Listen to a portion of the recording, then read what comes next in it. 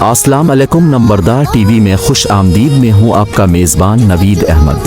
अल पाकिस्तान नंबरदार association registered के तर्जुमान चौधरी बाबर ने media से गुफ्तगू करते हुए बताया कि ये कोई पहला वाक़या नहीं है, हर बार ऐसे ही होता है। ये पकड़े जाने के बाद अपनी हित धर्मी पर पूरी बेशर्मी से कायम रहते हैं। उन्होंने मजीद कहा कि हमने तकरीबन 2 साल पहले बताया था कि यकूब नौस है।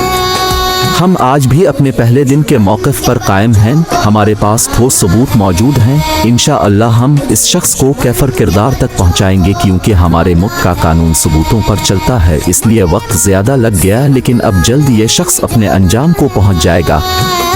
उन्होंने मजीद कहा कि अगर उसकी जगह हम होते तो एक लम्हा ज़ाय किए बगैर सब कुछ छोड़ देते, लेकिन ये बेगैरती के आखिर सीढ़ी पर बैठा है। आप अंदाज़ा कर लें कि ये नंबरदार भी नहीं, मुतअद्दिद केसों में सज़ा याफ्ता है। कुछ तो दाल में काला है कि इतनी बेइज्जती है, बाद भी ये नंबरदारों को हुकूक दिलाने के लिए निकला हुआ है।